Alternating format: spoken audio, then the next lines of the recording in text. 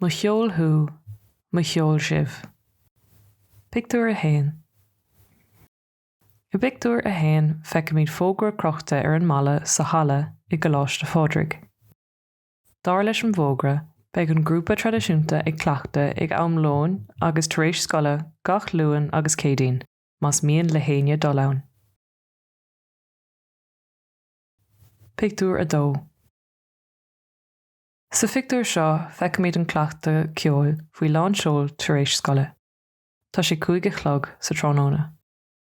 Tá fuaimeanna áile ag tacht ón rúpa agus iad ag seanam amhráin tradiisiúnta.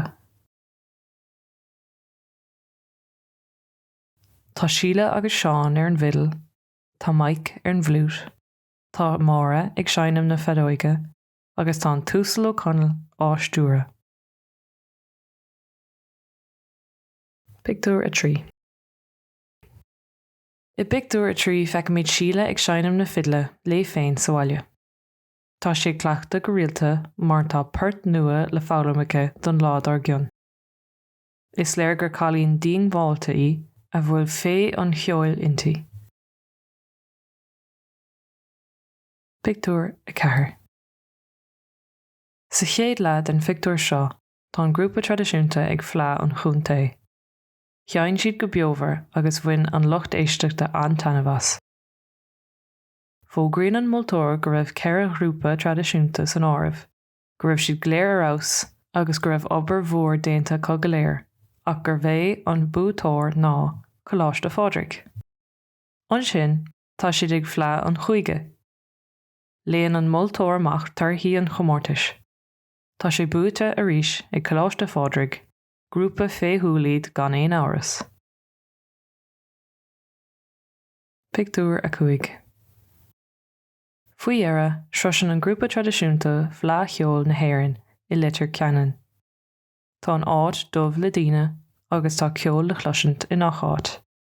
Sa dar leat, tá ceolchuirm na mútóirí faoi lán seol agus is léir go bhfuil an phleá buaite ag an grúpa tradiisiúnta ó choláiste fádraig.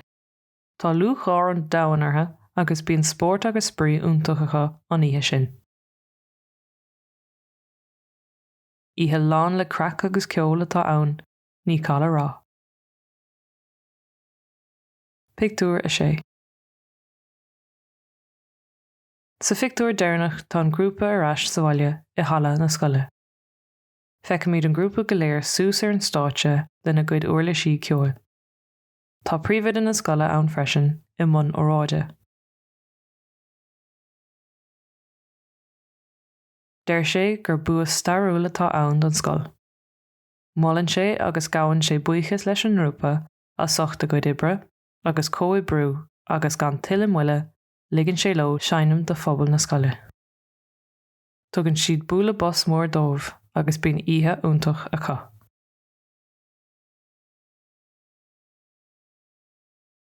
Ceistena. Cén uirlis cheol atá á dhéanam ag Síle I pictiúr a 3. Cá bhfuil an grúpa I pictiúr a 5.